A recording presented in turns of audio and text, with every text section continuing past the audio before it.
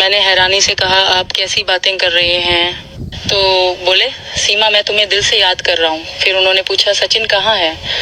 मैंने जवाब दिया, सचिन तो सो रहा है। वो बोले, अच्छा ठीक है, तुम जरा साइड में हो जाओ, मुझे तुमसे जरूरी बात करनी है। मैं एक तरफ हो गई, लेकिन सचिन मेरे पास ही आ गया। फिर भी मैंने फोन पर यही जाहिर किया कि सचिन सो रहा है। दोस्तों, सीमा हैदर की एक्सक्लूसिव ऑडियोज हमारे तक पहुंच चुकी हैं। आप ऑडियो सुनेंगे ना तो तौबा तौबा करेंगे। दोस्तों, परसों रात 2 बजे 3 बजे क्या होता रहा। 3 बजे रात को सीमा को किसने कॉल की, बदले में सीमा ने क्या जवाब दिया। ठीक है, रात की तारीकी में जब सब सोए हुए थे तो एक व्यक्ति जाग रहा था, उसने सीमा को फोन कर दिया। ठीक है, अच्छा, फोन करने से पहले और जवाब देने से पहले जो तमाम दुनिया में आज ईद मना रहे हैं, जो बहन भाई, उनको दिल की अथाह गहराइयों से ईद मुबारक। और जो बहन भाई कल ईद मनाएंगे उनको एडवांस में ईद मुबारक। ठीक है, आप लोग खुश रहें, शाद रहें, आबाद रहें और गमों दुख दर्द तकालीफ से आज़ाद रहें। ठीक है, तो सब बहनों भाइयों को दुनिया के जिस कोने में भी हैं। तो दोस्तों, सीमा को परसों रात एपी सिंह ने 3 बजे कॉल की। अभी सीमा खुद बताएगी क्या क्या होता रहा। एपी सिंह की वो, क्योंकि है तो बूढ़ा, लेकिन वो जवानी समझ रहे हैं ना। तो दोस्तों, सीमा ने क्या कहा वो सुनिए। आप लोग वीडियो अभी से लाइक कर दीजिए। रबूपुरा से ये एक्सक्लूसिव ऑडियोज हमारे तक पहुंची हैं, और जो लोग हमारी वीडियोस देखते नहीं, फौरन से अब डाउनलोड करके अपने चैनल पे लगा देते हैं। तो भाई, अब ऐसा नहीं होगा। ठीक है ना, बस मेरा इतना इशारा काफ़ी है। बहुत सारे लोग मेरे चैनल, मतलब वीडियोस मैं जब अपलोड करता हूँ 5 मिनट के बाद देखता हूँ तो दूसरे चैनल पे मेरा थंबनेल, सारी चीज़ें वही लगी होती हैं। तो चलें दोस्तों, सीमा की ऑडियो सुनते हैं। वीडियो लाइक कर दी, चलें। अश्लील गेम, घिनौना खेल, एपी सिंह सीमा, और फिर कल क्या होता रहा।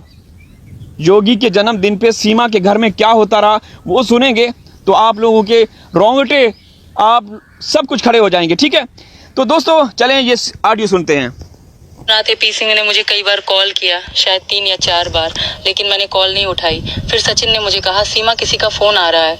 जब मैंने देखा तो वो एपी सिंह का कॉल था। रात के 2 या 3 बजे का समय था, तो मैंने फोन उठा लिया। मैंने पूछा, क्या बात है? तो उन्होंने कहा, मैं एपी सिंह बोल रहा हूँ। रात के 2-3 बजे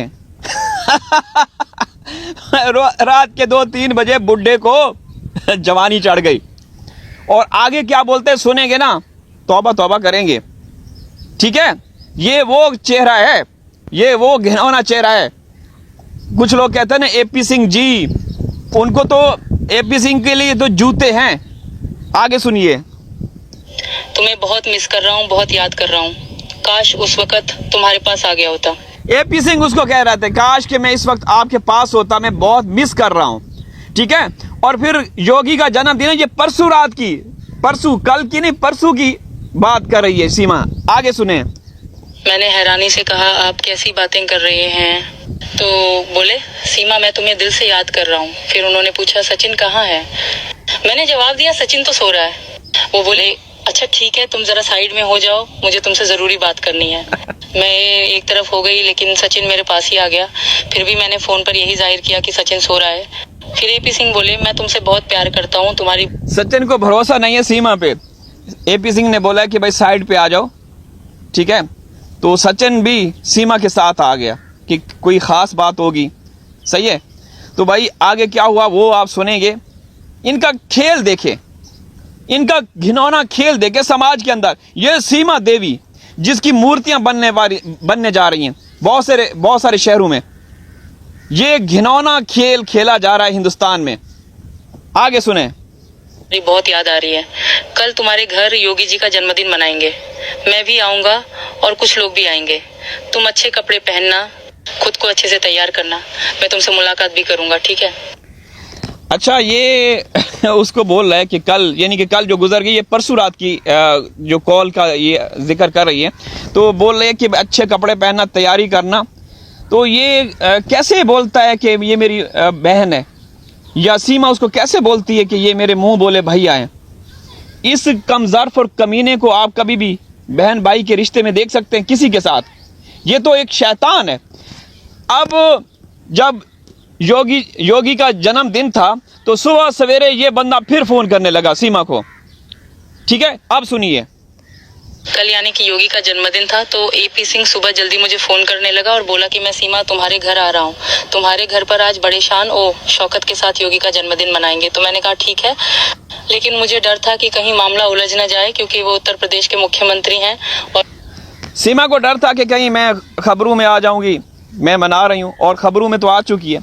अब यहाँ पे सीमा एक और चौंका देने वाला खुलासा भी करेगी कि मुझे डर भी था कि कहीं कोई, क्योंकि मैं गैर कानूनी तरीके से रह रही हूँ तो योगी या सरकार या प्रशासन मुझे जेल में डाल दे। ठीक है, लेकिन फिर ये कहती है कि मैं एक बार योगी से मुलाकात भी कर चुकी हूँ और 20 लाख रुपए ले चुकी है। ये खुद बोलेगी, बताएगी, ये सुनिए। और कहीं मैं खबरों की सुर्खियों में ना आ जाऊं और मुझे जेल में ना डाल दिया जाए क्योंकि मैं भारत में गैर कानूनी तरीके से रह रही हूं। ये अलग बात है कि मैं योगी से एक बार मिल चुकी हूं, उन्होंने मुझे 20 लाख रुपए भी दिए थे, लेकिन फिर भी मुझे डर था। लेकिन एपी सिंह ने कहा कि नहीं सीमा, तुम्हें डरने की कोई बात नहीं है, जैसे ही मैं आऊंगा मैं सचिन को भेज दूंगा केक लेने के लिए। सचिन को भेज दूंगा केक लेने के लिए। जब भी सीमा के घर आता है एपी सिंह तो कभी उसको 5 रुपए के पकोड़े बोलता है कि जाओ लेकर आओ, या दही लेकर आओ, या अंडे लेकर आओ, या समोसे लेकर आओ। हाँ, तो इसने प्लानिंग जबरदस्त तरीके से की कि मैं आऊंगा तो मैं सचिन को भेज दूंगा, भाई जाओ केक लेकर आओ, योगी का जन्मदिन का केक है, काटेंगे। ठीक है, तो वो चला गया, उसको बताया होगा कहीं दूर जाओ उस जगह से ताकि थोड़ा सा टाइम स्पेंड करो। फिर क्या होता है आगे सुनिए। और फिर हम दोनों कमरे में खास बातचीत करेंगे। कमरे में खास बातचीत करेंगे। बंद कमरे में कौन से कानूनी पहलुओं पर रोशनी डाली जाएगी वो आप लोग समझ सकते हैं। अच्छा, आगे चले, मैं सुना देता हूं। ठीक है, बहुत ही ज़बरदस्त किस्म की ऑडियोज़ हमारे तक पहुंची हैं, जिन भाइयों ने बहनों ने भेजी है उनको हम सलाम पेश करते हैं।